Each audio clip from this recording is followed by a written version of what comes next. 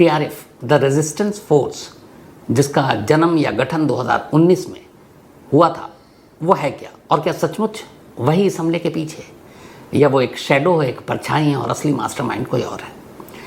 ये पूरी कहानी और साजिश की पूरी कहानी आपके सामने रखूं उससे पहले एक तस्वीर आपको दिखाता हूं। ये तस्वीर है सैफुल्ला कश्मीरी की। सैफुल्ला कश्मीरी ही वो शख्स है जो इस वक्त टीआरएफ यानी द रेजिस्टेंस फोर्स का मेन बॉस है, कमांडर इन चीफ। ये जो तस्वीर है ये पाकिस्तान की उसके आइडेंटिटी कार्ड से ली गई तस्वीर है। इसके बारे में कहा जाता है कि हाफिज सईद का ये बेहद ख़ास है और लश्कर तैयबा के रैंक के हिसाब से इसकी पोजीशन 3 नंबर पर है। भरोसे का है हाफिज सईद के। अब टीआरएफ असल में है तो लश्कर का ही एक विंग। लश्कर को जब बैन कर दिया गया तो अब पाकिस्तान में जितने भी आतंकवादी संगठन उनकी फंडिंग जो करती है वो वहाँ की खुफिया एजेंसी आईएसआई करती है। तो आईएसआई अब चूँकि लश्कर बैन है तो डायरेक्ट फंडिंग तो कर नहीं सकती, पता चल जाएगा, फिर इंटरनेशनली उसको फजीहत झेलनी पड़ेगी। तो आईएसआई भी एक खेल करती है, वो जब जब कोई आतंकवादी संगठन पे बैन लगता है एक नया शैडो संगठन या ऑर्गेनाइजेशन खोल देते हैं और वो अब उसको फंडिंग करते हैं। कायदे से फंडिंग हो रही है एलईटी को ही, लेकिन दिखा रहे हैं वो टीआरएफ। और टीआरएफ पे चूँकि अभी दुनिया की नज़र थी नहीं, 22 अप्रैल के बाद अब ज़रूर टीआरएफ पर दुनिया के बाकी संगठनों की नज़र होगी और अब टीआरएफ को भी फंडिंग करना आईएसआई के लिए मुश्किल हो जाएगा। लेकिन क्या सैफुल्ला कश्मीरी ही पहलगाम का विलन है या फिर वो एक मुखौटा है, एक चेहरा है? असली साजिश करता कौन है? तो पहलगाम हमले की पूरी साजिश की कहानी आपके सामने है और इस साजिश में असल में मेनली 6 से 7 लोग शामिल हैं। 7वें के बारे में अभी भ्रम है क्योंकि पाकिस्तानी खुफिया एजेंसी आईएसआई के काम करने का तरीका यही है। आईएसआई दुनिया की उन संगठनों में से, खुफिया संगठनों में से एक है जिसको पाकिस्तान के अंदर इतना पावर मिला हुआ है कि वो किसी को भी अरेस्ट कर सकती है, किसी को भी मार सकती है, किसी को उठा सकती है। जैसे अपने यहाँ खुफिया एजेंसी रॉ है, रॉ के पास ये पावर नहीं है कि वो किसी को अरेस्ट करे इंडिया के अंदर, क्योंकि उसका काम इंडिया के बाहर का है। लेकिन आईएसआई को ये पावर दे रखा है क्योंकि आईएसआई एक पावरफुल पाकिस्तान की बॉडी है। यहाँ तक कि जो पाकिस्तान आर्मी का चीफ होता है वो भी आईएसआई के चीफ को एक दर्जा देता है। तो इस पूरे पहलगाम के हमले की साजिश कैसे रची गई, इसके लिए थोड़ा सा मैं आपको 2018 में ले जाऊंगा। बात 2018 की है। कश्मीर के ही सुंजवान कैंप में एक आतंकवादी हमला हुआ था जिसमें जैश ए मोहम्मद का हाथ था, मौलाना मसूद अजहर के लोगों का। और इस हमले को जो अंजाम दिया था उस वक्त उसके कमांडर का नाम था मियां मुजाहिद। 10 फरवरी 2018 को यह हमला हुआ था। कहते हैं कि इस हमले में जिस तरह से मियां मुजाहिद जो कमांडर जिसका नाम था, ये वही है जैसे अभी सैफुल्ला कश्मीरी का नाम आ रहा है कि टीआरएफ का ये बॉस है और इसी ने पहलगाम में ये हरकत कराई है। सेम उस वक्त मियां मुजाहिद के नाम पर था, लेकिन मियां मुजाहिद एक मोहरा था जैसे सैफुल्ला कश्मीरी एक मोहरा है। असल में उस वक्त इस पूरे हमले के पीछे जिस शख्स का नाम था वो कोई और नहीं बल्कि तब पाकिस्तान में इंडिया डेस्क के इंचार्ज ब्रिगेडियर आमिर हमजा थे।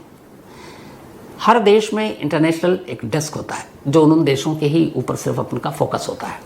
तो वैसे ही पाकिस्तान में उनका एक अपना एक डेस्क है जो जॉइंट इंटेलिजेंस ब्यूरो के तहत आता है और इस डेस्क का एक हेड होता है। 2018 में इस डेस्क के हेड हुआ करते थे ब्रिगेडियर आमिर हमजा। ये उन्हीं की तस्वीर है। ब्रिगेडियर आमिर हमजा जब पाक सेना से रिटायर हुए तो इसके बाद 24 जून 2017 को एक हथियारबंद शख्स ने ब्रिगेडियर आमिर हमजा को गोली मार दी और उनकी मौत हो गई। उसके बाद से अब पाकिस्तान में एक रूल बना, रूल क्या रिटन में नहीं है लेकिन ऑफ द रिकॉर्ड, कि पाकिस्तान में इंटरनेशनल डेस्क इंडिया का जो भी हेड होगा उसको ज़्यादा पब्लिकली दिखाया नहीं जाएगा, उसकी तस्वीर सामने नहीं होगी। और इस वक्त जो पाकिस्तान में इंडिया डेस्क को देख रहा है जॉइंट इंटेलिजेंस ब्यूरो के तहत जो हेड होता है वो ब्रिगेडियर का पोस्ट ज़रूरी है।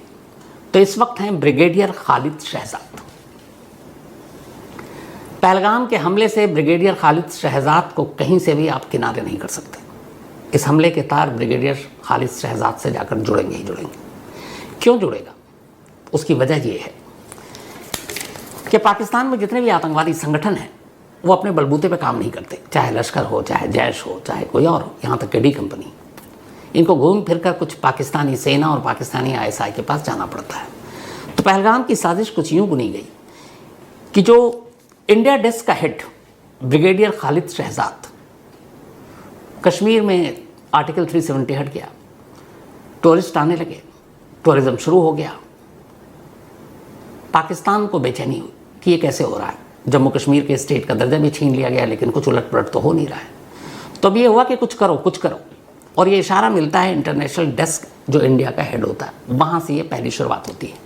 लेकिन चूंकि ब्रिगेडियर का पोस्ट ऐसा होता है कि फील्ड में नहीं होता, ये ऑफिस में बैठा होता है, तो असली काम होता है मेजर का, जो इंटरनेशनल डेस्क के अंदर काम कर रहे होते हैं। कई मेजर होते हैं जिनका काम ये सिर्फ इंडिया पे फोकस करना। तो ऐसी एक मेजर को इंडिया डेस्क के तहत इस काम पर लगाया गया कि देखो 2019 के बाद कुछ हुआ नहीं है, कुछ करो। अब उसने काम करना शुरू किया, लेकिन वो कैसे करेगा? तो वो वहाँ के आतंकवादी संगठन के साथ बातचीत करता है। इस वक्त पाकिस्तान में सबसे पावरफुल आतंकवादी संगठन वही बैन आतंकवादी संगठन LET यानी कि लश्कर तैयबा है, जिसका बॉस है हाफिज सईद। तो अब मेजर हाफिज सईद से मिलता है। कैरेक्टर आप देखिएगा, शुरुआत होती है एक इंटरनेशनल डेस्क के मेजर से। मेजर ने शुरुआत की कि कुछ करना है, कुछ करना है, ऊपर से प्रेशर है। अब वो पहुंचता है हाफिज सईद के पास, क्योंकि वो सबसे पावरफुल शख्स है। हाफिज सईद से जाकर कहता है कि कुछ प्लान करो, कुछ प्लान करो। हाफिज सईद कहता है ठीक है मैं करता हूँ। अब हाफिज सईद का संगठन बंद है, एक शैडो ऑर्गेनाइजेशन शुरू हो चुका, TRF। अब हाफिज सईद TRF का जिसको उसने हेड बनाया, सैफुल्लाह कश्मीरी, उससे बात करता है। कहता है कि कश्मीर की रिपोर्ट दो, क्या कर सकते हैं, कैसे कर सकते हैं, कब कर सकते हैं। अब सैफुल्लाह कश्मीरी अपने लोगों से, जो उनके लड़कों को ट्रेन करता है, जो सरहद पार कराता है, उनसे बात करता है, प्लान करता है, और वो अपने आइडियाज़ देता है हाफिज सईद को। अब हाफिज सईद उसमें से कई आइडिया को ड्रॉप करता है, कुछ आइडिया उसको पसंद आता है, वो मेजर के साथ शेयर करता है। अब एक स्टेज ऐसा आता है जब हाफिज सईद और मेजर, जो इंटरनेशनल डेस्क इंडिया को देख रहा है, उन दोनों में आपस में सहमति हो जाती है कि हाँ ये प्लान कारगर है। लेकिन अभी उस प्लान पे फाइनल मोहर नहीं लगा है। अब उस मेजर को लगता है कि अच्छा क्या प्लान है, कैसे होगा, क्या होगा, कितने लड़के होंगे। तो हाफिज सईद फिर सैफुल्लाह कश्मीरी से बात करता है, कहता है कम से कम 20 लड़के हमारे रेडी हैं। मेजर कहता नहीं, उनकी पहले टेस्ट लेंगे। तो बाकायदा ऐसे लड़कों की बाकी ट्रेनिंग के अलावा कमांडो और जो टेस्ट लिया जाता है, इनका मेडिकल चेकअप भी होता है कि हेल्थ ग्राउंड पे ये कैसे हैं। तो अब 20 लड़कों को हाफिज सईद के इशारे पर सैफुल्लाह कश्मीरी उस इंटरनेशनल डेस्क के मेजर से मिलवाता है, उनके बारे में डिटेल देता है, उनको बुलाया जाता है, उनके सारे चेकअप होते हैं, और फिर ये होता है कि नहीं इसमें से 10 ठीक हैं, 10 को छोड़ दो। अब जो 10 हुए 10 को बाकी रख दिया, बाद में काम आएंगे।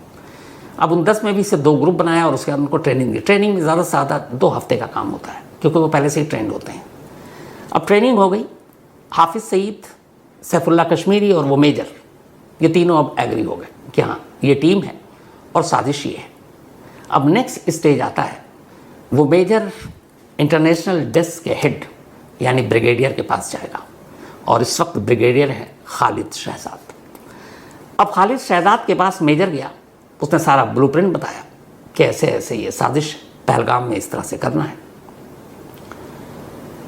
कौन लोग होंगे, क्या होंगे, कितना थ्रेट है, कितनी कामयाबी के चांसेस हैं, ये सारी हर चीज़ माइनस प्लस सारी बातें हो गई। अब सारी बात होने के बाद brigadier Khalid Shahzad international desk का हेड इंडिया का, जो पाकिस्तान में बैठकर देखता है, वो मुतमईन हो गया। उसने कहा प्लान सही है, यहाँ के बाद प्लान पे अमल नहीं होता। अब ब्रिगेडियर जो है वो सीधे ISI चीफ के पास जाता है।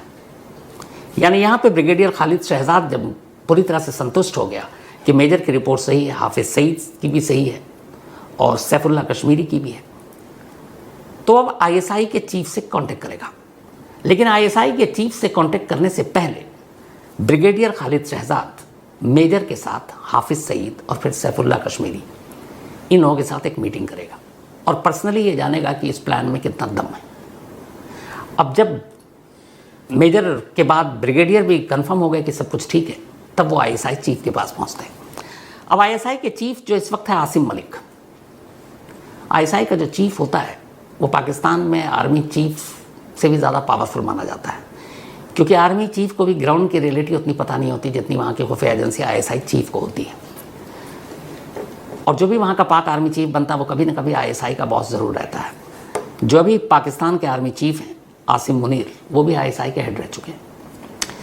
तब आईएसआई चीफ के पास ये लोग पहुंचे, सारी प्लानिंग बताई। आईएसआई चीफ अब अपने लेवल पर इंफॉर्मेशन कलेक्ट करता हुआ देखता है कि इसमें कितना दम है, इस प्लान में कितना दम है, कामयाब होगा कि नहीं। जब उसे लगता है सब ठीक है और वो फाइनली अपनी मुहर लगा देता है, तब फिर अब यहाँ से मेजर पीछे, हाफिज सईद पीछे, सैफुल्लाह कश्मीरी पीछे, ये सब हट गए। अब बात ब्रिगेडियर से आईएसआई चीफ तक, 2 लोग। अब ISI chief Pakistan army chief को कांटेक्ट करता है, जो इस वक्त आसिम मुनीर है। आसिम मुनीर को आईएसआई चीफ ब्रीफ करता है कि ये एक प्लान है कश्मीर में, पहलगाम में, इसको करने का ये तरीका है, ये प्लानिंग है, इतने लड़के हैं, तारीख ये होगी, सरहद इस वक्त पार कराएंगे, और इसमें क्या क्या डूज डोंट सब। और साथ में आईएसआई चीफ को ये भी बताना पड़ता है पाकिस्तानी आर्मी चीफ को कि इस हमले को अंजाम देने के क्या फ़ायदे और क्या नुकसान होंगे। ये सारी चीज़ें उसको ब्रीफ करनी है। अब पाक आर्मी चीफ को आईएसआई चीफ ने ब्रीफ कर दिया। आर्मी चीफ को लगा कि बिल्कुल सॉलिड प्लान है। आर्मी चीफ अब उसमें अपनी मुहर लगाता है। तो अब तक बात मेजर से, इंटरनेशनल डेस्क के जो इंडिया देखता है, brigadier international desk 2, Hafiz Saeed 3 character, Saifullah Kashmiri 4 जिसको इस ऑपरेशन को लीड करना है, इसके बाद आईएसआई चीफ 5 हो गया, इसके बाद पाकिस्तानी आर्मी का जनरल चीफ 6 कैरेक्टर हो गए। अब यहाँ एक और चीज़ होती है, दुनिया के किसी भी देश की खुफिया एजेंसी जो भी एक्शन लेती है किसी दूसरे देश में, वो अपनी सरकार को भरोसे में लेती है। लेकिन यहाँ कई बार ऐसा पहले हुआ है कि जो पाकिस्तानी आर्मी का चीफ है वो सरकार को अपनी उस लायक मानता ही नहीं है। इसीलिए कहते हैं पाकिस्तान में कठपुतली सरकार होती है। असल में वहाँ जो आर्मी चाहती है वही होता है। तो कई बार वो चाहे तो पाकिस्तान प्राइम मिनिस्टर को बता दे, कई बार चाहे तो नहीं बताए। तो अब अगर यहाँ पाकिस्तानी प्राइम मिनिस्टर को बता दिया गया पाकिस्तानी आर्मी चीफ ने कि ये ऑपरेशन है, तो इस हिसाब से कैरेक्टर हो गए अब 7। अब हर तरफ से मुहर लग गई। जब मुहर लग गई तो इसके बाद अब ऑपरेशन की बारी आती है कि इन टेररिस्ट को कैसे पहलगाम भेजना है। किश्तों में भेजा जाता है ताकि शक न हो, और सबसे बड़ी बात यह होती है कि कोई भी टेररिस्ट जब सरहद पार से आता है तो अपने साथ हथियार लेकर नहीं आता, वो निहत्था होता है, क्योंकि हथियार के साथ पकड़े जाने का रिस्क ज़्यादा होता है। तो वो चरवाहे के भेष में, कश्मीर के गांव वालों के भेष में, इस तरीके से वो एक आम आदमी के भेष में वो सरहद पर दाखिल होता है। और कई बार अगर पकड़ भी लिया किसी नाकेबंदी पर, किसी चेक पोस्ट पर, तो चूंकि उसके पास कुछ है नहीं, कागजात पहले से ही तैयार है, तो कोई शक होता नहीं, हथियार मिलता नहीं, तो वो आराम से दाखिल हो गया। अब हथियार क्यों नहीं भेजा जाता? क्योंकि ऑलरेडी यहाँ पर उनके जो लोकल हेल्पर हैं, जो लोकल हेल्प करते हैं, उन्हें इस ऑपरेशन के साथ पहले से ही शामिल कर दिया जाता है। उनको पता है कि किस जगह ये पहुँचेंगे और कहाँ पे इनको हथियार डिलीवर करना है। अब हथियार भी ऐसे डिलीवर नहीं होती कि अगर सपोज उनको 5 AK-47 या DSL जो भी चाहिए, LGM और बाकी हथियार, तो एक साथ कभी लेके नहीं चलेंगे, क्योंकि पकड़े जाने का खतरा है। वो एक हथियार के 4 टुकड़े करके असेंबल कर देते हैं और उसी हिसाब से ये पहुंचाते हैं, ताकि कहीं पकड़े भी गए तो एक पार्ट अलग, एक पार्ट अलग, कई लोगों को पता ही नहीं है। तो अब ये हथियार भी पहुंचा दिए गए किश्तों में। जब हथियार पहुंच गए, टारगेट पता है, अब बात आती है रैकी की। तो जो टेररिस्ट, जो ग्रुप, जो मॉड्यूल इस ऑपरेशन को अंजाम देने वाला है पहलगाम के अंदर, वो खुद कभी रैकी करने नहीं जाएगा, क्योंकि पकड़े जाने का डर है। वो जंगल में करीब जाकर अपना ठिकाना बना चुका है, वहीं बैठा हुआ है। अब जो उसके लोकल सपोर्ट हैं, वो लोकल सपोर्ट रैकी करेगा उस जंगल पे जहाँ वो छुपे हैं, वहाँ से लेकर उस पहलगाम तक। और रैकी करने के बाद वो एक एक चीज़ बताएगा बाकायदा नक्शे के साथ कि मैं इस रास्ते से गया, इस रास्ते पे आया, वहाँ पर इतने थे, वहाँ पे इतने थे, यहाँ पे कुछ रास्ते टेढ़े मेढ़े हैं, यहाँ पे सपाट हैं, इतना वक्त लगेगा यहाँ तक जाने में, इतना वक्त लगेगा वापस आने में। और एक बार नहीं, कई दिन तक, कई दिनों में ये पता चलता है कि किसी दिन ऐसा तो नहीं है कि पूरा सीन ही बदल गया हो। तो कई दिनों की रेकी, बारीक से बारीक डिटेल, अब वो उन मॉड्यूल को बताता है जो ऑलरेडी छुपा हुआ है, जिसे असल हमले को अंजाम देना है। अब ये हो गया। इसके बाद तारीख तय के बाद ये लोग निकलते हैं। 22 अप्रैल को हमला करते हैं, गोली मारते हैं और उसी रास्ते से निकल जाते हैं। लेकिन बात इतनी नहीं है, उनका मकसद सिर्फ आकर हमला करना, बेगुनाह लोगों को जान से मारना नहीं था। इसीलिए एक शुरू में मैंने कहा था कि टीआरएफ सिर्फ एक शैडो है, परछाई है। असली मास्टरमाइंड कश्मीरी भी नहीं है, जो सैफुल्ला कश्मीरी। यह इनका सिर्फ मकसद ये नहीं था कि ज़्यादा से ज़्यादा लोगों को मारना, ये एक साइकोलॉजिकल वॉर था जिसके लिए ट्रेन करके भेजा गया था। इन सभी को ये कहा गया था कि जब तुम जाओगे और मारोगे लोगों को, बेकसूरों को, तो उनसे उनका धर्म, उनका मज़हब पूछोगे, उनसे कलमा पढ़वाओगे, और जो लोग उसमें से मुस्लिम निकलें, कलमा पढ़ दें, उनको छोड़ देना, और जो हिंदू निकले उनको मार देना, जो भी नॉन मुस्लिम हो। अब ऐसा क्यों?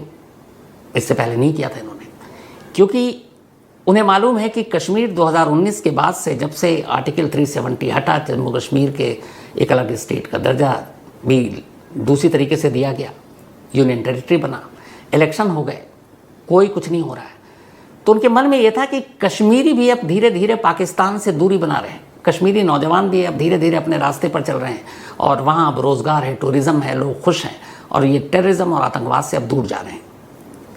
पाकिस्तानी आर्मी, पाकिस्तानी ISI, पाकिस्तान के आतंकवादी संगठन LEAT, इन सबको ये बर्दाश्त नहीं था। तो उनका मकसद सिर्फ लोगों को मारना नहीं था, दो काम करने थे। एक काम ये कि लोगों से उनका धर्म पूछ कर, ख़ासतौर पर हिंदुओं को निशाना बनाओ, और एक वजह यह भी थी कि उन्होंने जो बॉडी कैमरा और अपने हथियारों पर कैमरा लगा रखा, अगर आजकल परसों कभी उस तरह के वीडियो आपको देखने को मिले तो चौंकिएगा मत, क्योंकि ये प्रोपेगेंडा का ही एक पार्ट होगा। लेकिन उससे पहले ही जितने चश्मदीद मिले, उन्होंने बाकायदा बताया कि उनसे उनका धर्म पूछा गया, जिन लोगों ने कलमा पढ़ा उनको छोड़ दिया गया, जिन्होंने नहीं पढ़ पाए उन्हें मार दिया गया। इसका मकसद ये था सिर्फ दो। एक कि जो कश्मीर अब टेररिज्म से दूर जा रहा है, उस कश्मीरियों के अंदर भी इतनी नफरत भर दो इस हरकत से कि देश के बाकी स्टेट और देश के बाकी लोग कश्मीर और कश्मीरी दोनों से नफरत करना शुरू कर दें। आधा काम हो जाएगा, यही उनका मकसद है। क्योंकि जब इस इंसिडेंट के बाद कश्मीर और कश्मीरियों से आप नफरत करना शुरू करेंगे तो क्या होगा अंजाम ये होगा कि जो हाल के वक्त में कश्मीर ढर्रे पर लौट आया, हाल के वक्त में वहाँ के लोग जिस तरीके से अपने रोज़गार, टूरिज़्म पर फोकस है, जब उन्हें लगेगा कि देश ही उनसे नफरत कर रहा है और वो खुद को कटा हुआ महसूस करेंगे, ऐसे में पाकिस्तान उनके पीठ पर हाथ रखेगा, उन्हें थपथपाएगा, उन्हें प्यार देगा, दुलारेगा, कहेगा आ जाओ मेरे पास, तुम्हारे लिए वहाँ कोई जगह नहीं है, तुमसे लोग वहाँ नफरत करते हैं, हम तुम्हें मोहब्बत देंगे। ये एक साइकोलॉजिकल वॉर था, और इसीलिए ख़ास तौर पर यह हिदायत दी गई हर टेररिस्ट को कि तुम ज़ोर ज़ोर से धर्म पूछ कर मारना, कलमा पढ़वा कर मारना, जो ना पढ़ पाए उसे मारना, पहला।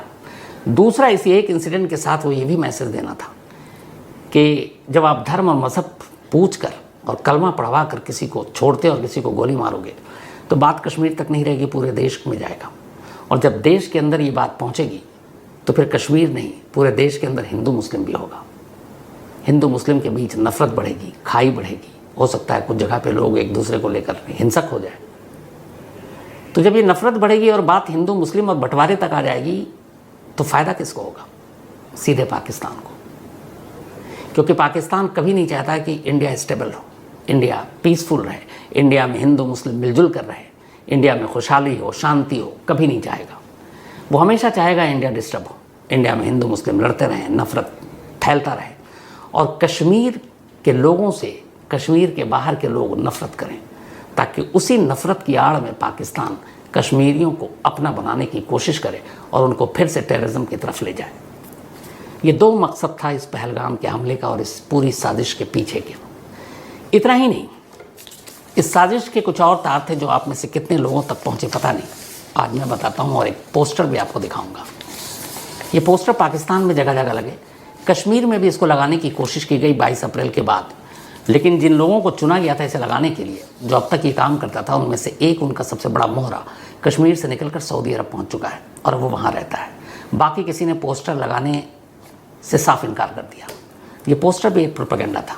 उस पोस्टर में क्या था, उससे पहले आपको 2-3 और चीज़ जो सोशल मीडिया पर चली उसकी रियलिटी बताता हूँ। एक प्रोपेगेंडा चला कि इस ऑपरेशन के बाद पहलगाम में सेना के कुछ लोग पहुँचे और वहाँ पर 2 सेना के अफसर फ़ोन पर बातचीत कर रहे हैं। एक अफसर दूसरे अफसर से कहता है कि साहब मैं मौके पर पहुँच गया हूँ, यहाँ से आतंकवादी निकल चुके हैं और वो BSF कैंप की तरफ जा रहे हैं, हमें यहाँ से कुछ खोखे मिले और उस खोखे पर इंडियन आर्मी के मार्ग है। ये प्रोपेगेंडा करके पाकिस्तान आईएसआई और उसकी आर्मी ये बताना चाह रही थी कि ये असल में आतंकवादी हमला नहीं था, ये हमारी अपनी बनाई हुई साजिश थी। लेकिन वो दो गलती कर गए। ये कॉल भी उन्होंने सोशल मीडिया पे डाला, दो जय हिंद भी उसमें बोल रहे हैं, सब कुछ बोल रहे हैं, लेकिन दो गलती कर गए जिससे ये पता चला कि ये फेक कॉल हो सकता है। कैसे? जो हमारे आर्मी के लोग होते हैं या पैरामिलिट्री के फोर्सेस होते हैं, वो कभी मोबाइल पर बात नहीं करते हैं। उनकी अपनी एक सिक्योर फ़ोन लाइन होती है, ये बेसिक है। ये घर और रिश्तेदारों से आप बात नहीं कर रहे हो, तो अगर वो सिक्योर लाइन पे बात करेंगे, आप उनके फ़ोन को रिकॉर्ड नहीं कर पाओगे। ये जो फ़ोन इन्होंने चलाया प्रोपेगेंडा के तौर पर, ये मोबाइल था। दो अफसर बात कर रहे हैं और ये दोनों पाकिस्तान में ही बैठे हुए पाकिस्तानी आर्मी के लोग हैं, लेकिन शो कर रहे हैं कि ये दोनों इंडियन आर्मी के हैं। और वो बात कर रहे हैं कि साहब वो बीएसएफ कैंप की तरफ गए हैं और हमने खोखे उठा लिए हैं और खोखे पे इंडियन आर्मी का मार्क है, तो उधर से कहा जा रहा है इसको फ़ौरन छुपा लो, ये बात बाहर नहीं आनी चाहिए। इससे एक मैसेज देना कि ये सब कुछ प्लांटेड है, ये उनका मकसद था। लेकिन यहाँ जो पहली गलती है कि वो ये कि ये मोबाइल पर, मैंने जैसा आपसे कहा कि कभी भी मिलिट्री या आर्मी के लोग मोबाइल पे मैसेज नहीं देते, उनके पास सिक्योर फ़ोन लाइन होती है जिस तक उनकी पहुँच भी नहीं है पाकिस्तान की। दूसरी गलती उन्होंने ये की कि यहाँ पे खोखे मिले हैं और उस खोखे पर इंडियन आर्मी के ट्रेडमार्क। ये बेवकूफ़ी और सबसे बेसिक गलती थी, शायद अनाड़ीपने में वो कर गया। उसकी वजह यह है कि कभी भी किसी कारतूस के खोखे पर मिलिट्री पैरामिलिट्री फोर्सेस इनके या इनके बटालियन के नाम नहीं होते हैं। ऑर्डिनेंस फैक्ट्री जिसने उस कारतूस को बनाया है, उस ऑर्डिनेंस फैक्ट्री के नंबर और नाम होते हैं। फॉर एग्ज़ाम्पल, हमारे यहाँ जैसे स्नाइपर जो कारतूस इस्तेमाल करते हैं या AK-47 या LMG में जो गोलियां इस्तेमाल होती हैं, हम उसे रशिया से मंगाते हैं। और जो रशिया से कारतूस या ये चीज़ें आती हैं, उस पर बाकायदा हम रशिया से मंगाते हैं, तो इसका मतलब ये नहीं कि रशियन आर्मी का मार्क लिखा होता है। उस पर उस रशियन ऑर्डिनेंस फैक्ट्री के मार्क होते हैं। जैसे रशियन कारतूस मंगाते हैं तो अभी AK-47 में जो यूज़ हो रहा है, जो हमारे यहाँ, या स्नाइपर जो यूज़ करते हैं कारतूस, उसके ऊपर लिखा होता है रशिया से मंगाने वाले पर 7.62 mm ऑर्डिनेंस फैक्ट्री का नाम। रशियन आर्मी कभी नहीं होगा, इंडियन आर्मी कभी नहीं होगा। तो इन्होंने दो गलती की, एक प्रचार करने के लिए कि खोखे मिले और दूसरा इस पर इंडियन आर्मी का ट्रेंड मार्क है। तो ये उनका इसलिए नाकाम हो गया, हालांकि बहुत सारे लोग इसको लेके गलत सोचने लगे, लेकिन ये बेसिक है कि फ़ोन पर कोई बात नहीं करता। तीसरा, उन्होंने एक पोस्टर जारी करनी पाकिस्तान में लगाए। कश्मीर में लगाना चाहते थे, कश्मीर में लगा नहीं पाए। उसमें भी पूरा यही था कि ये सारा प्लांटेड है, जबकि ये पोस्टर का सच उन्हें पहले ही पता चल चुका था और इसीलिए ये पोस्टर कहीं लग नहीं पाया। खुद कश्मीरियों में से किसी ने लगाने की हिम्मत नहीं की। तो इस तरह के भी प्रोपेगेंडा कर रहे हैं ये, लेकिन ये सारे प्रोपेगेंडा उनके इसलिए नाकाम हो गए क्योंकि जिस तरीके से पाकिस्तानी आर्मी इससे पहले भी 2018 या उससे पहले जो कुछ किया, सेम मोडस ऑपरेंडी था। तो हिंदुस्तान पर जब भी इस तरह का हमला होता है, अमूमन उसमें 7 कैरेक्टर जुड़े होते हैं, जो मैंने आपको बताया। और यही 7 कैरेक्टर हिंदुस्तान को लहूलुहान करने की जितनी भी घटनाएं हुई। कश्मीर है क्या, कश्मीर की कहानी क्या है, कश्मीर में ये उथल पुथल क्यों है, कश्मीर में आतंकवाद कब से है, क्या शुरू से ही कश्मीर ऐसा रहा, आज़ाद हिंदुस्तान से पहले कश्मीर क्या था, आज़ादी के बाद क्या हुआ, कश्मीर के फिर टुकड़े कैसे हुए। तो मुझे लगा कि ये सारी चीज़ें मैं आपके साथ शेयर करूं और आज कश्मीर की ही कहानी सुनाऊं। करीब 700 साल पुरानी बात है, मतलब 1300 की बात होगी। एक शमशुद्दीन शाह मीर कहते हैं कि इन्होंने कश्मीर की खोज की और ये कश्मीर के हुक्मरान थे शमशुद्दीन शाह मीर। और एक खूबसूरत वादी उसकी तलाश हुई, उसके बाद वहाँ पे मीर की जो पूरी वंश थी फिर वो आगे चली।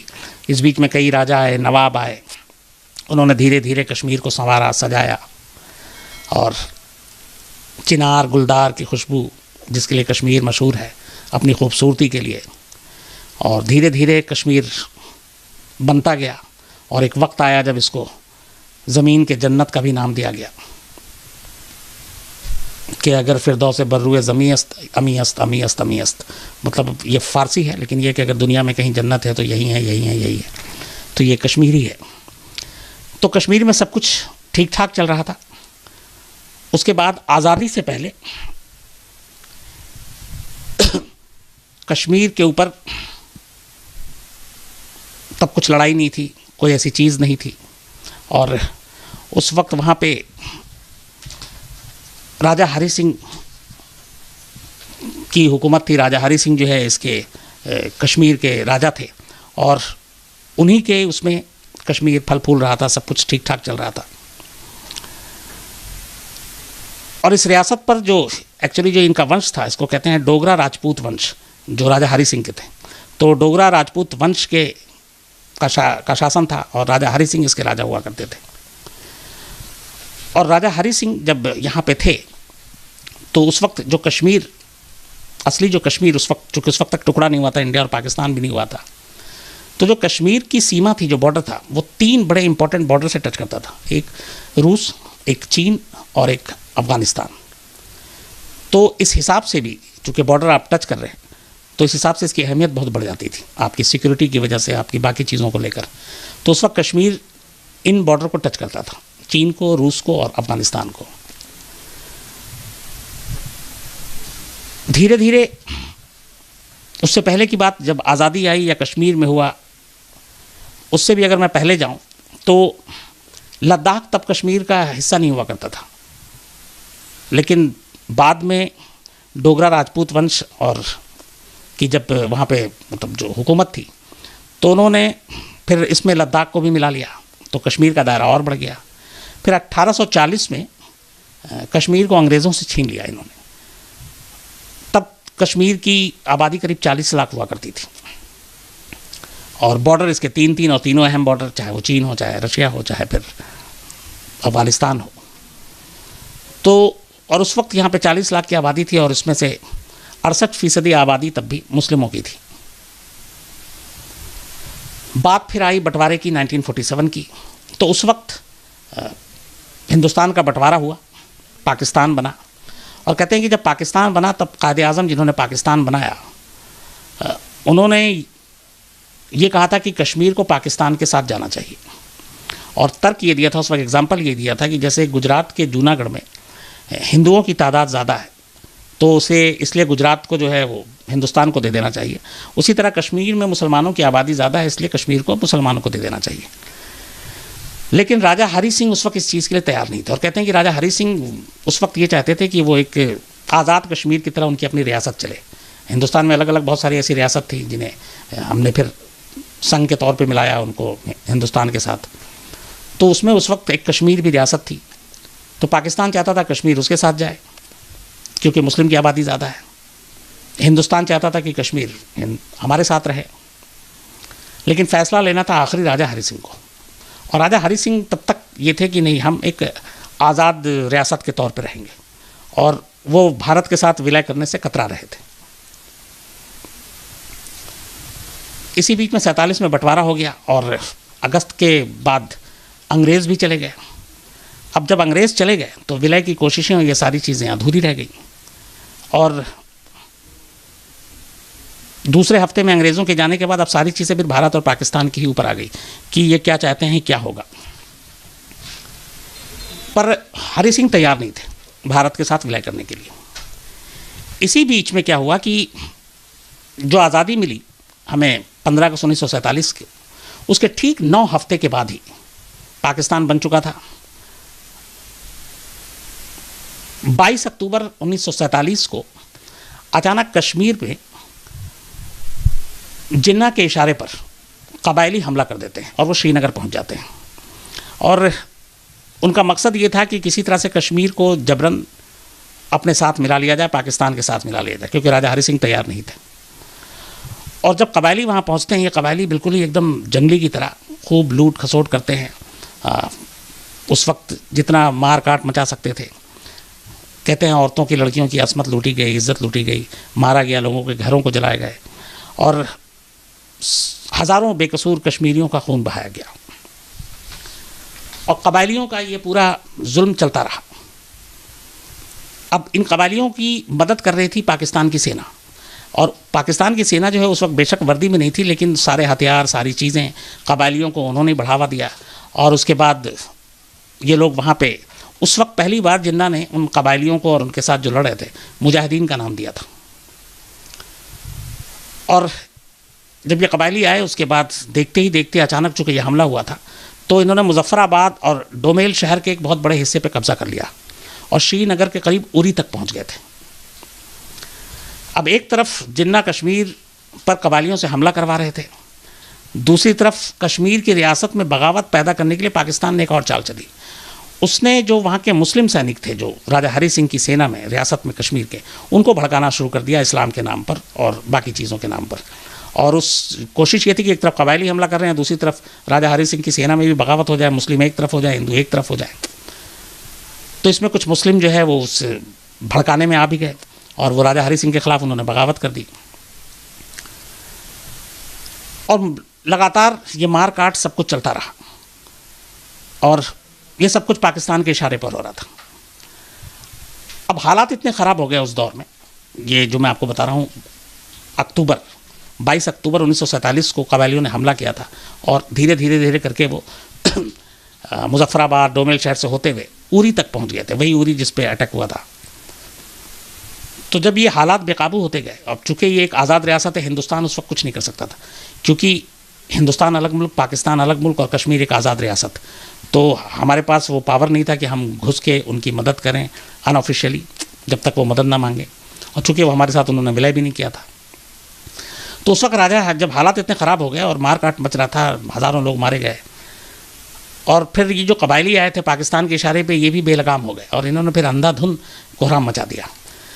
ऐसे वक्त में महाराजा हरी सिंह के सामने अब सिर्फ 3 रास्ते थे इन चीज़ों से बचने का, कि पहला जो हो रहा है उसको होने दें, लूट खसोट के बाद वो चले जाएंगे या फिर जो भी जितनी ज़मीन छीनी है छीन लेंगे, जो बच गया वो उनके पास बचे।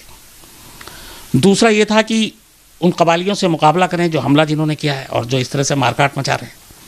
हालांकि ये राजा हरी सिंह के लिए मुमकिन नहीं था क्योंकि उनके पास इतनी बड़ी तादाद में फ़ौज और इतने असला बारूद और ये सारी चीज़ें नहीं थी। और तीसरा और आखिरी रास्ता ये था कि वो भारत से मदद लें और कश्मीर को बचा लें। भारत के साथ मुश्किल ये थी कि वो राजा हरी सिंह की मदद किस बिना पे करे, जब तक कि वो मदद ना मांगे। सैन्य कार्रवाई तब तक नहीं हो सकती थी जब तक कि विलय ना हो जाए। तो ये सारी उधेड़ बुन चलती रही, हालात ख़राब होते गए और अकेले मुकाबला कर नहीं पा रहे थे। तो आखिरकार राजा हरी सिंह ने लास्ट में ये फैसला किया कि वो इस हालात से निपटने के लिए भारत से बातचीत करेंगे, भारत से मदद लेंगे। 22 अक्टूबर 1947 को कबायलियों ने हमला किया था। 24 अक्टूबर तक वो उरी पहुंच चुके थे, अब कभी भी श्रीनगर पे धावा बोल सकते थे। ऐसी सिचुएशन में 25 अक्टूबर 1947 को राजा हरी सिंह श्रीनगर से जम्मू पहुंचते हैं, दिल्ली को खबर करते हैं। दिल्ली की नज़र लगातार इन चुके हालात पे, ठीक है मदद नहीं कर रहे थे लेकिन सारी चीज़ों पे लगातार नज़र थी।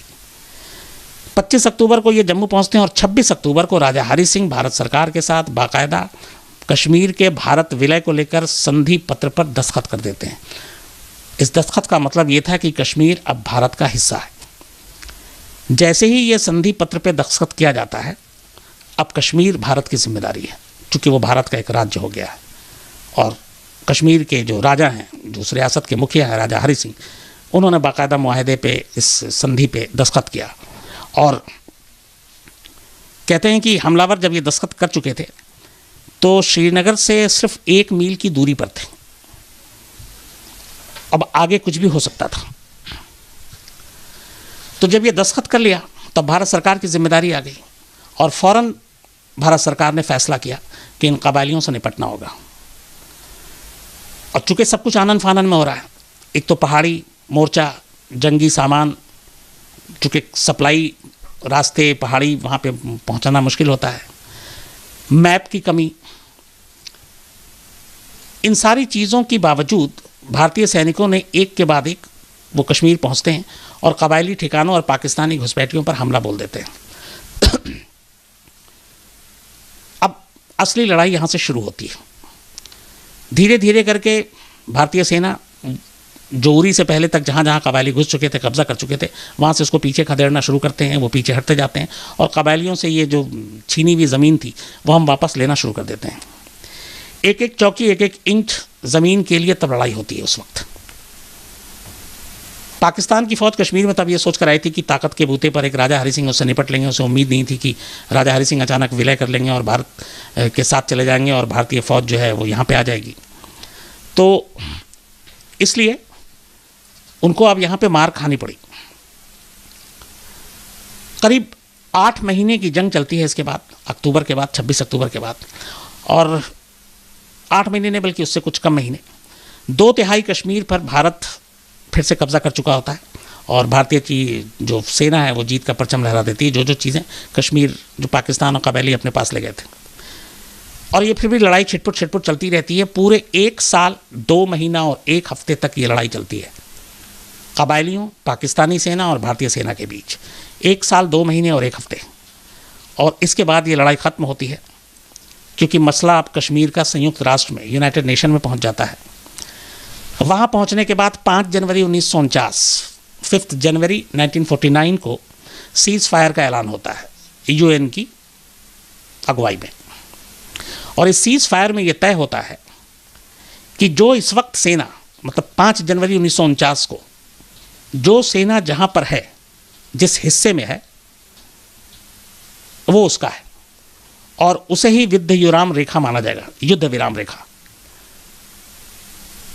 मतलब 5 जनवरी 1949 को जो जिस जगह पर है, जो जिसके कब्ज़े में है, वो उसके कब्ज़े में माना जाएगा और युद्ध विराम रेखा माना जाएगा उसको, जिसको बाद में हम लोग आसान ज़ुबान में कहते हैं LOC, line of control. Pakistan के साथ कई हमारी सीमाएं लगती हैं, बॉर्डर लगती हैं, लेकिन LOC सिर्फ जो है वो कश्मीर में है, लाइन ऑफ कंट्रोल। तो ये UN की वजह से फिर ये हुआ कि जो जहाँ पे हैं, और जब युद्ध विराम जब हुआ तो वो LOC कहलाएगा, लाइन ऑफ कंट्रोल कहलाएगा। इस तरह जब ये चीज़ें हो गई, हालांकि इस पर कई बहस होती है 5 जनवरी 1949 को कि अगर हम ना करते तो शायद जो पाकिस्तान के पास कश्मीर है वो भी हमारे हिस्से में होता, थोड़े दिन और हम लड़ते, लेकिन उस वक्त के हालात कुछ और थे। नई नई आज़ादी मिली थी, हमारे पास सारे असलहे से लेके बाकी चीज़ों की पूरी तैयारी नहीं थी, और हुकूमत करना, शासन चलाना, सेना, ये सारी चीज़ें, इन सब में हम नए थे, तो शायद और भी कुछ अड़चनें थी। लेकिन खैर 1 साल 2 महीना 1 हफ्ता और 3 दिन के बाद जब ये जंग रुकी और UN के साथ समझौता हुआ, लाइन ऑफ कंट्रोल खींची, तो कश्मीर का कुछ हिस्सा पाकिस्तान में चला गया, जिसे आज हम लोग पाकिस्तान अधिकृत कश्मीर कहते हैं, पाक ऑक्युपाइड कश्मीर। और उसमें जो है गिलगिट, मीरपुर, मुजफ्फराबाद, बालिस्तान शामिल है। जब कबायलियों ने हमला किया था तो ये गिलगिट और बाल्टिस्तान जो है ये हमारे पास था, मतलब राजा हरि सिंह के पास था। ये 2 चीज़ हम लोग नहीं ले पाए, और इस तरीके से फिर कश्मीर के टुकड़े हो गए। जो हमारे हिस्से में आया वो हमारे हिस्से में आया, बाकी जो उस वक्त जो सिचुएशन था उस दिन का, तो पाक अधिकृत कश्मीर पाकिस्तान के हिस्से में चला गया। अब ये लड़ाई ख़त्म हो गई। इसके बाद हिंदुस्तान के साथ कश्मीर का विलय हो गया, हम मिल गए, सब कुछ हो गया। लेकिन पाकिस्तान ने तब भी, उसके बाद भी कश्मीर को चैन से कभी रहने नहीं दिया, क्योंकि उसके मन में ये था कि कश्मीर को हमें पूरा लेना है। और यही वजह है कि वो लगातार फिर उसके बाद इस तरह की हरकतें करता रहा कि किस तरीके से कश्मीर को अपने कब्जे में ले। अब उसके लिए जो पाकिस्तान ने किया, 48 में जंग, 65 में जंग, 71 में जंग, ये 3 लड़ाई लड़ी हमने। तीनों में पाकिस्तान की हार हुई और फिर भी पाकिस्तान नहीं सुधरा। कश्मीर को लेकर उसकी जो पूरी कोशिश थी वो जारी रही। इधर कश्मीर में इस दौरान में लगातार चीज़ें बदलती रहीं। उसके बाद कश्मीर नॉर्मल हुआ, शांत हुआ, और कुछ चीज़ों के साथ कश्मीर में अपनी सरकार चलती रही, लेकिन आतंकवाद और अलगाववाद तब नहीं था। कहते हैं कि जब जवाहरलाल नेहरू प्रधानमंत्री थे तब उन्होंने, अच्छा जब राजा हरि सिंह की बात थी कि जब विलय वाली बात और इसके बाद ये सब जंग ख़त्म हो गई, तो उस वक्त वहाँ के माहौल इतने अच्छे और सौहार्दपूर्ण थे कि मुस्लिम आबादी ज़्यादा थी, हिंदुओं की आबादी कम थी। उसके बावजूद जो वहाँ के मुस्लिम थे वो भी चाहते थे कि कश्मीर भारत के साथ चला जाए, कश्मीर भारत में मिले। और इसकी आवाज़ जो वहाँ के कश्मीर के बड़े मुसलमान थे वो हमेशा उठाते थे, और ये चीज़ पाकिस्तान को पसंद नहीं थी। पाकिस्तान की तमाम हरकतों के बाद, 3 जंग हारने के बाद, कश्मीर फिर भी नॉर्मल रहा। और करीब 40 साल तक, मतलब ये 47 में सब कुछ हुआ, 3 जंगें हुई, लेकिन उसके बाद भी कश्मीर में ऐसा कुछ नहीं हुआ कि कोई वहाँ आतंकवादी और टेररिज्म सब कुछ हो। सब कुछ ठीक ठाक चलता रहा। धीरे धीरे वहाँ चुनाव हुए, सरकारें आई, कश्मीर डेवलप हुआ, सब कुछ हुआ। लेकिन 1987 में कश्मीर पहली बार अलगाववाद और आतंकवाद की तरफ गया था। हालांकि बहुत से लोग ये कहते हैं कि कश्मीर के आतंक और अलगाववाद की जो बुनियाद पड़ी थी वो पड़ी थी जब जम्मू कश्मीर लिबरेशन फ्रंट, जिसको अब JKLF हम लोग कहते हैं, जब इसका गठन हुआ था 1977 में, अमानुल्लाह खान ने JKLF का गठन किया था। और एक नाम याद होगा आप लोगों को, मकबूल भट्ट। इसकी जो स्थापना की गई थी वो इंग्लैंड में की गई थी, और भट्ट जो है इसके साथ जुड़ा हुआ था, मकबूल भट्ट। और इस JKLF का मेन जो मकसद था 1977 में वो ये कि आज़ाद कश्मीर, जो 47 में हालत थी कि कश्मीर किधर जाए, राजा हरि सिंह ने समझौता कर लिया, ये वापस फिर से पहली बार इसकी सुबुगाहट 77 में उठती है, और इसके लिए JKLF का गठन होता है। और मकबूल भट्ट इस आज़ाद कश्मीर की मांग को लेकर पहली बार एक टेरर की कार्रवाई करता है, और वो 1971 में इंडियन एयरलाइंस का एक प्लेन हाईजैक करता है और भारत पे दबाव बनाता है। लेकिन इस हाईजैकिंग के बाद भारत के दबाव के चलते पाकिस्तान जो है मकबूल भट्ट को गिरफ्तार कर लेती है। लेकिन गिरफ्तारी के बाद 2 साल के बाद ही उसे छोड़ भी दिया जाता है। वो वापस कश्मीर आता है, लेकिन कश्मीर आते ही श्रीनगर पुलिस उसको पकड़ लेती है एक इन्फॉर्मेशन की बिना पर, फिर उस पर मुकदमा चलता है। इधर वो जब जेल में था तब उसकी, मकबूल भट्ट की रिहाई के लिए JKLF एक इंग्लैंड में बर्मिंघम में हमारे एक एम्बेसडर थे रविंद्र महात्रे, उनको किडनैप कर लेती है और उनकी रिहाई के बदले में वो मकबूल भट्ट की रिहाई की डिमांड करती है। लेकिन सरकार मानती नहीं है और इसलिए बाद में रविंद्र महात्रे को मार दिया जाता है। रविंद्र महात्रे की मौत के बाद जाहिर सी बात है भारत सरकार इसका बदला लेने के लिए और एक मैसेज देने के लिए फिर मकबूल भट्ट के ख़िलाफ़ कार्रवाई में तेज़ी आती है मुकदमे में। और 11 फरवरी 1984 को 11 फ़रवरी 1984 को मकबूल भट्ट को तिहाड़ जेल में फांसी दे दी जाती है। कहते हैं कि 84 में जब मकबूल भट्ट को फांसी दी गई तो अभी तक JKLF का जो गठन हुआ था, चूँकि लंदन में हुआ, इंग्लैंड में हुआ, तो वो सारी चीज़ें बाहर थी। कश्मीर के अंदर आम कश्मीरियों को लेकर कोई इतना इन्वॉल्वमेंट नहीं था और ये लगा था कि ये मामला इस तरीके से ख़त्म हो जाएगा। लेकिन 84 में मकबूल भट्ट की फांसी के बाद पहली बार कश्मीर घाटी में सुबुगाहट आती है और धीरे धीरे फिर ये आवाज़ें उठती हैं। लेकिन अगले 3 साल तक फिर भी सब कुछ नॉर्मल और शांत रहता है। इसी बीच में 1987 में कश्मीर विधानसभा का चुनाव होता है और उस चुनाव में कुछ बड़े नेता हार जाते हैं। जो नेता हारते हैं वो इल्ज़ाम लगाते हैं कि चुनाव में धांधली हुई थी। तब जो मुख्यमंत्री थे वो फारूक अब्दुल्ला थे। तो ये इल्ज़ाम लगाते हुए कि चुनाव में धांधली हुई, जानबूझकर धांधली हुई है, ये जो हारे हुए नेता थे पहली बार ये हथियार उठा लेते हैं। हथियार उठाने के बाद अब इनको फिर पाकिस्तान जो है वो सपोर्ट करना शुरू कर देता है और यहीं से अलगाववाद और आतंकवाद पहली बार 1987 में कायदे से कश्मीर में शुरू हुआ। बहुत सारे लोग, बेगुनाहों को उस वक्त मारा जाता है, कश्मीर की फिर आज़ादी का नारा बुलंद होता है। और इसी दौरान में हालात और ख़राब होते हैं जब 1990 में अचानक कश्मीर घाटी में और कुछ जगह पे पर्चे बांटे जाते हैं और अब पाकिस्तानी जो सेना है और बाकी है वो आतंकवादियों को ब्रेन वॉश करती है, मुजाहिदीन बनाती है और भेजती है। और जब वो कहा जाता है कि कश्मीर घाटी से तमाम जो हिंदू हैं वो कश्मीर को छोड़ दें वरना उन सबको मार दिया जाएगा, उनको 90 दिन का वक्त दिया जाता है। उसके बाद बहुत सारे हिंदुओं को मारा जाता है, इज्जतें लूटी जाती हैं, घर, पैसे, ये सारी चीज़ें लूट ली जाती हैं। तो इसके बाद हालात ख़राब होते हैं। फिर वहाँ पे राष्ट्रपति शासन लगा दिया जाता है जो कि 1996 तक लगा रहता है। अब कश्मीर में पूरे जो हालात ये जो हुए एक्चुअली इसके पीछे में कि फिर अलगाववाद और ये सारी चीज़ें कहाँ से आई।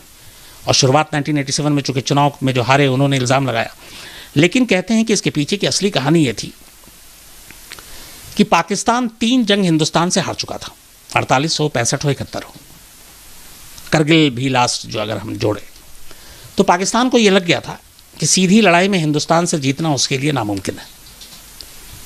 तो जब सीधी लड़ाई में जीत नहीं सकते तो कश्मीर कैसे हाथे आए। तो पाकिस्तान ने फिर पहली बार 19 कहते हैं कि ये मकबूल भट्ट की फांसी के बाद एक नई चाल चली। उसने कहा अपनी फ़ौज और भारतीय फ़ौज के आमने सामने की लड़ाई की बजाय कश्मीर में जहर बोया जाए, कश्मीरी लोगों को भड़काया जाए और अपने यहाँ से मिलिटेंट और जिस तरह के ग्रुप हैं उनको तैयार किया जाए और उनसे कश्मीर में उथल पुथल करवाया जाए, ताकि कश्मीर के आम लोगों को अपने साथ जोड़ा जाए और कश्मीर में ऐसे हालात पैदा कर दिए जाए कि उसके नाम पे हम इंटरनेशनल पे जाके देखो कश्मीर में जुल्म हो रहा है, ये सारी चीज़ें हो रही हैं, तो कश्मीर को या तो अलग कर ले या अपने साथ करा लें।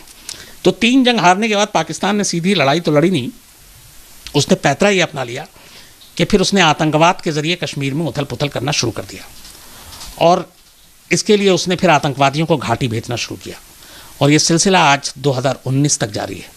पाकिस्तान की कोशिश यही है कि अब वो ऐसे लोगों के ज़रिए कश्मीरी लोगों को, जो लोकल लोग हैं, उनका ब्रेन वॉश कर, जो उसके आतंकवादी संगठन हैं उनको तैयार कर, अपने फ़ौज, अपनी खुफिया एजेंसी ISI, ये सारी मदद उनकी तरफ से मिलती है। इन लोगों को घाटी में भेजा जाता है और इनको जो है तैयार किया जाता है कि तुम जाकर कश्मीर में उथल पुथल करो और वहाँ पे हालात जो है कभी अमन का ना हो, सुकून का ना हो, तुम ऐसे काम करो। तो कायदे से देखें तो 40 साल तक कश्मीर में कोई इशू नहीं रहा। 1947 25 अक्टूबर जब हमारा संधि हुआ, जब कश्मीर भारत के साथ विलय हुआ, 1947 से लेकर 87 तक, 87 में जब इस चुनाव के नाम पे विधानसभा की धांधली हुई और कुछ नेताओं ने हथियार उठाए, उसके बाद पाकिस्तान ने उनकी मदद की और फिर पाकिस्तान ने अपनी आर्मी या आमने सामने की लड़ाई लड़ने की बजाय वो कश्मीर में आतंकवादियों की आड़ में खूनी खेल खेल रहा है और लगातार खेल रहा है। और यही वजह है कि चाहे वो जैश ए मोहम्मद हो, हिजबुल मुजाहिदीन हो, चाहे वो लश्कर तैयबा हो, इन सारे ऑर्गेनाइजेशन का, इन सारे आतंकवादी संगठनों का जो गठन है, जो इनका जन्म हुआ है, वो कश्मीर के नाम पर ही हुआ है और ये सब कश्मीर के नाम पे ही लड़ रहे हैं।